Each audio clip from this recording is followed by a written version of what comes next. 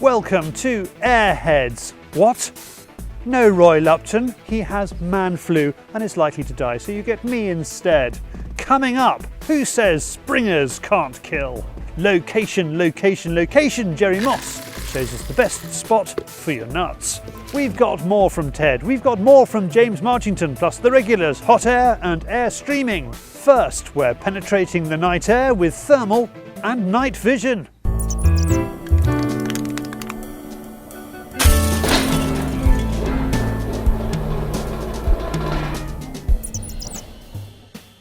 It's all belt and braces with Darren. Even if he's hunting a few rats and rabbits, knowledge is power. And to get the best results, he throws technology at the situation.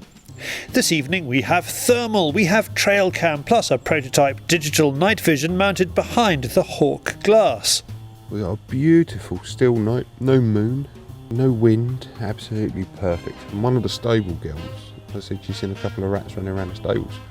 So what I've done, I've put a little bit of feed out in that tin out feeder that you can see out there. Put some food out a couple of days ago.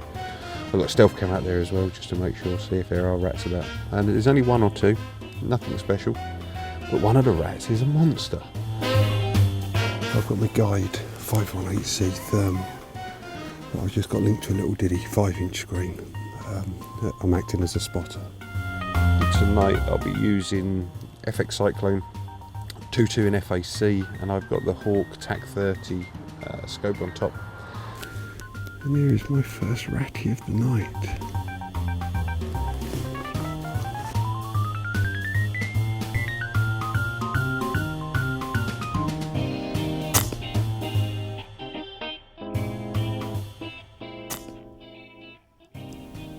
Oh, you can't beat the deadly accuracy of these FX rifles. Absolutely spot on. Well, that's quite interesting behaviour. A second rat's just come out. I had a good sniff of the dead one and disappeared. And it hasn't come back, and it's been a good 15-20 minutes. And normally, what you find with rats is they'll eat their fallen comrades. There's obviously a decent food source. I know they've been eating the haylage that the horses have been eating. I haven't had a good chance to have a good look around during the day to see how messy they are with the horses around. I was very surprised that it hasn't come back. So what I'm going to do is I'm going to wander out, I'll pick up the dead one, I'll give it another sort of 15-20 minutes and see if anything comes back. If it doesn't, there's plenty of rabbits I've been noticing out on the paddock, so I'm going to go shoot a rabbit or two. I'm a size 10, and that's what, 1.5 of my feet. Now 17 inches. Now that's what I call a decent sized rat. Caught him nicking the grain. So sometimes it's not all about quantity. Bit of quality will do me. That's a nice sized rat. Right, let's get on. See if we can do some rabbit shooting now. So with a big rat for our efforts, time to see if any bunnies are about. Again, the thermal works brilliantly as a spotter. Something that came out of the Basque Night Vision and Thermal lecture featured in this week's Field Sports Britain, oh, did you see that? Click on the link on the screen if you want to watch it, is the desire for a good value spotter. A lot of shooters at the event say they feel uncomfortable using a rifle-mounted night vision unit to do their spotting. Anyway, back to the job in hand, and Darren has a rabbit in his sights. The image is crystal clear through the scope and blooming obvious in the thermal. The rabbit falls to the headshot. It's very dead, and we don't usually dwell on the death throes, but it is interesting to see just what the thermal picks up. So just a couple of well-executed shots for the Prince of Darkness tonight, but dawn beckons and he must return to the shadows.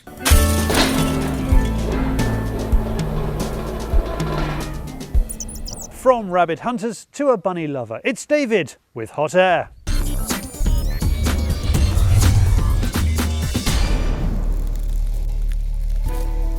This is Hot Air. Red squirrel numbers in Cumbria are up for the 3rd year in a row. Thanks to the work of the Daystate-sponsored Red Squirrel project, there are now 300 different woodlands in Cumbria where reds survive, according to the Red Squirrel Northern England project. There has also been a rise in reds in southern Scotland.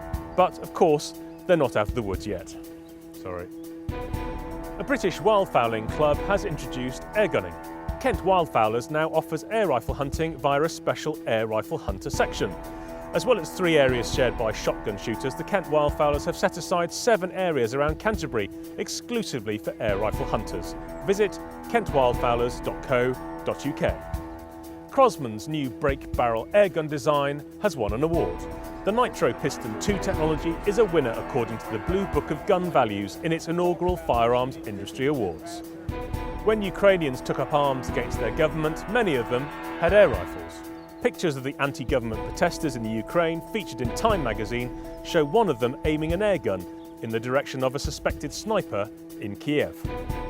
An artist has found fame by using a pellet gun to create striking photographic images. Alan Saylor produces his images by firing pellets at household objects. Captured at 1/1,000,000th of a second, he uses an airgun clamped upside down to fire the pellet at different objects ranging from fruit and veg to Christmas decorations. And finally, the Squirrel World's answer to Paul Daniels has attempted to perform one of the world's most famous magic tricks, sawing his assistant in half. Maybe not. Dedicated photographer Max Ellis spent several days setting up the scene in his London garden. He wanted to create a squirrel magic show for his son. The squirrels explored the box for only a few moments and kept fidgeting, but eventually Mr. Ellis captured the photograph he'd spent days waiting for. Don't tell Jerry Moss. You are now up to date with Hot Air, aiming for accuracy, targeting the truth. Right, last time he told us about his love for meat banana. Let's see what he's got in store for us this time. It's Ted from Ted's Holdover. Teddy-ho! Hit me! Would you shoot big game with the right air rifle?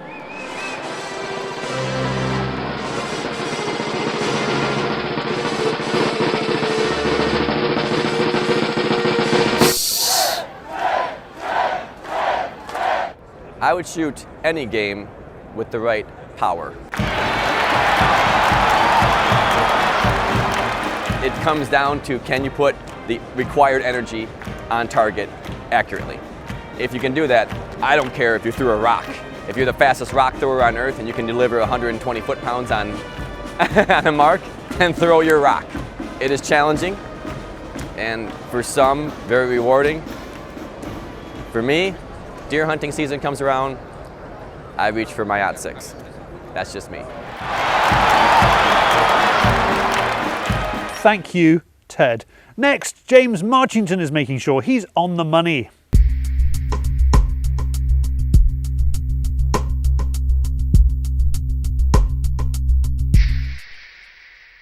It's really frustrating when you get a clear shot at something and you can't take it for whatever reason. This pigeon in the tree, for instance, he's sat there clear as day. I've got a clear shot at him. Okay, there's a couple of twigs in the way, but I can thread the pellet through them all right. But I can't take the shot because the twigs and trees behind don't provide a solid backstop. The pellet can easily pass through, and I know that there's houses behind there and it's just not a safe shot. This one, on the other hand, is a perfectly safe shot. I'm shooting down into the ground, but his head's bobbing about all over the place and he just won't hold still long enough for me to take the shot. If I wait a bit, or perhaps make a little noise to alert him so that he holds his head still, then I might get a chance. But I still can't take this one because I don't know where the gun's shooting at this distance. I'm zeroed for 25 yards and this thing's at about 7 or 8, so I haven't a clue where the pellet's going. It's probably low because at that distance the gap between the scope and the barrel makes quite a difference, but I don't know how low, so I don't know where to aim. That's why whenever I get my hands on a new gun, I like to find out exactly where it's shooting. That's what I'm going to be doing today with this. It's a BSA Meteor, a break barrel spring gun, lovely little gun, almost identical to the one that I started off with when I was about 11 years old. I've made up this target box, which is full of stuff that's going to stop the pellet, and I'm going to start off by zeroing at 25 yards because that's where I prefer to have the gun zeroed.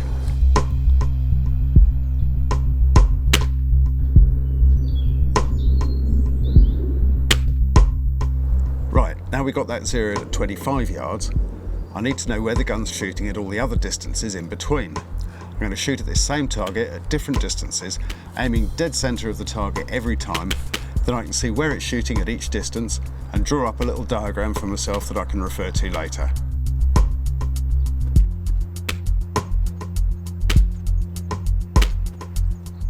Well, there we are, job done. And you can really start to see the beginnings of the trajectory here. We're starting below the line of sight, coming up through it, rising above it, falling back into the line of sight, and then starting to drop away, and it will continue to drop away as the range goes on.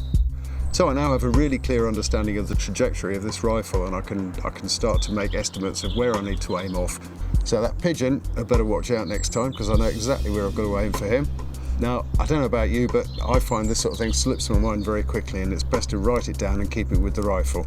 Now, a good way I've found of doing that is to write it on this cloth tape, sniper tape they call it, and then stick that on the butt of the rifle, and then it's always there when you need it. There's more Springer tech coming up, but first, here's how to get a squirrel into the perfect shooting position.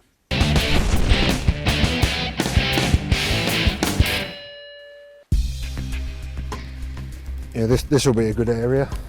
The ground's clear to start with virtually. Access to the field, which will make it quieter for approach.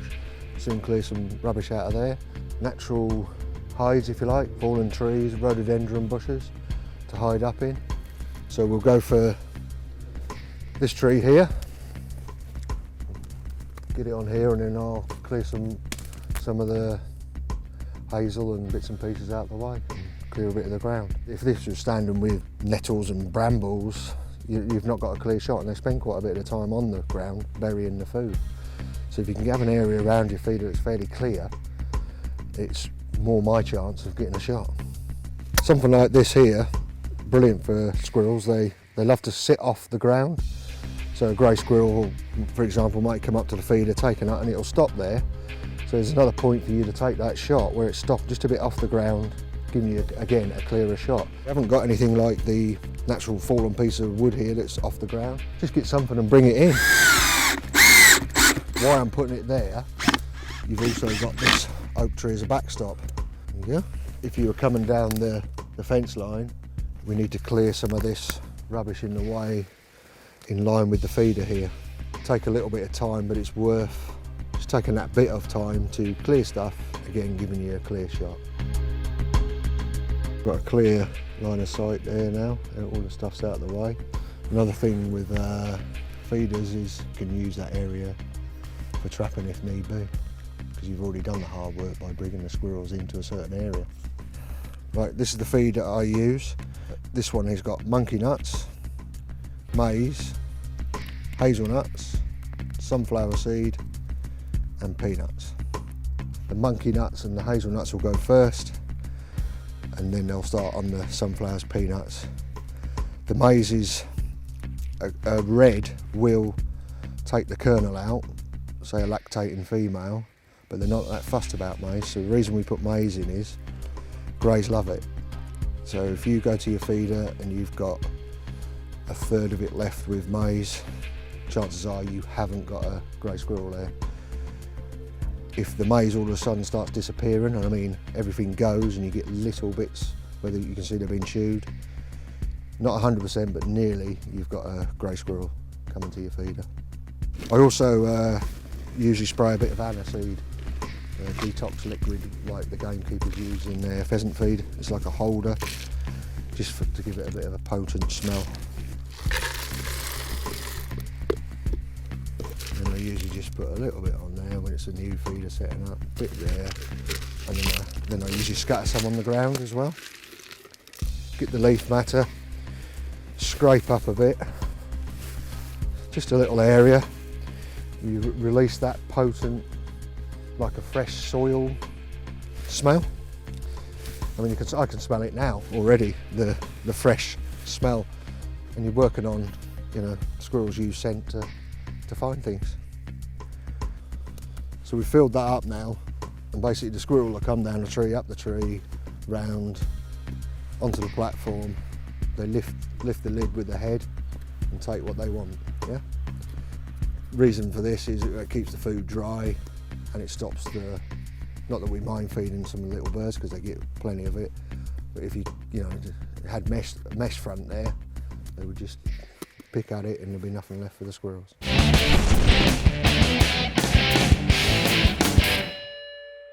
Now, spring-powered air rifles are a dependable tool, but what if you hunt with them regularly? Airgunner and Airgun World technical editor Phill Price puts a German heavyweight through its paces.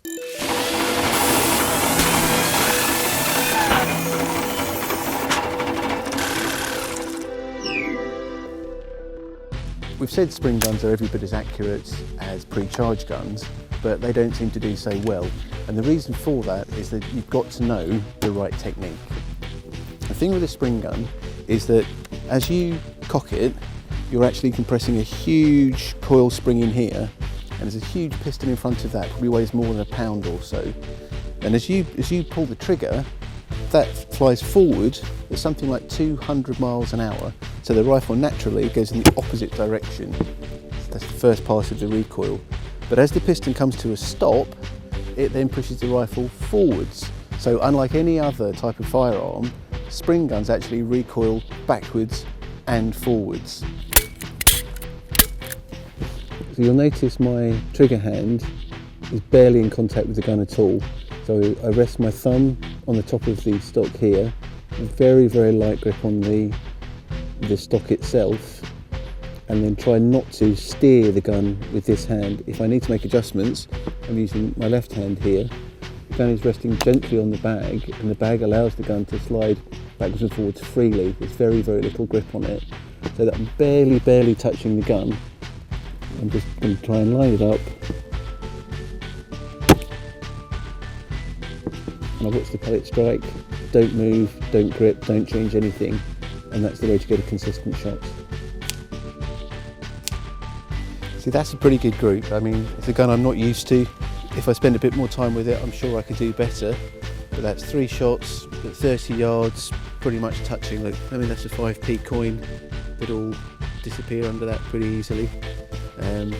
That's a seriously accurate gun. And the trick is to use the right technique to get the full benefit from what you've bought. Okay, so what we have here is a Walther LGV. Came out about a year ago and was a bit of a shock to the market, to be honest. It's not Walther's kind of bread and butter thing to do top quality break barrel spring guns. The way the Germans like to do things, they like big heavy guns, and there's no doubt this is a big heavy gun. But what that does for you, with a spring gun especially, is it helps subdue the recoil a bit. Basically, the heavier they are, the less they want to move around, and the easier they are to shoot. I know a few people who live for their spring guns and absolutely adore these. They were genuinely shocked. So yeah, quite a clever thing. Built like a bank vault. It's clearly going to last forever. They're also incredibly easy to service. They showed us while we were there, literally in minutes you can change the spring, change the main seal and that kind of thing. And I hear a rumour there may even be more spring guns coming from them in the future. So that's something to look out for. So as luck would have it, we've just got the gun perfectly zeroed, getting a bit more comfortable with it, and a rather sick looking jackdaw sat up on that bank just down range of us.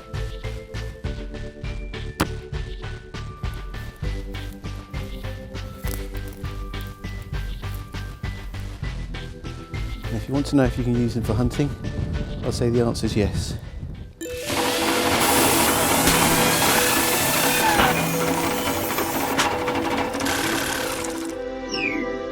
Okay, we finished this week with what's on offer from around the rest of the world of air gunning on YouTube. It is Airstreaming.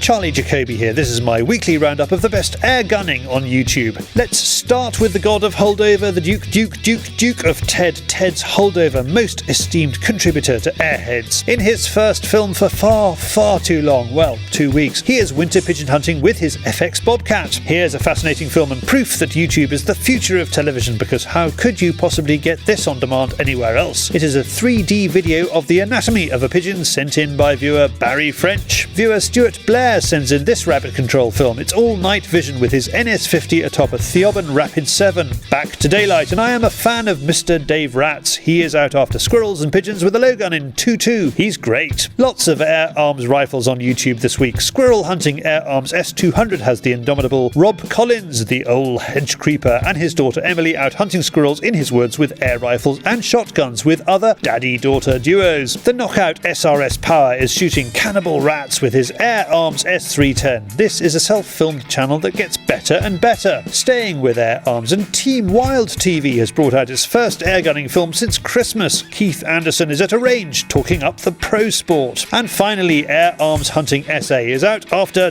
duck. Yes, duck. Relax, it's in South Africa. They do things differently there. Click on the links to watch the videos, or you will find them in this film's description. If you would like to send in a video for Airstreaming, ping me the link, charlie@fieldsportschannel.tv. Thank you for watching, and please hit the subscribe button that should be about there on the screen in front of you, or go to the AirHeads page on fieldsportschannel.tv where you can click to like us on Twitter and follow us on Facebook and all the rest. Roy may have made enough of a recovery to be back in 2 weeks' time. This has been AirHeads.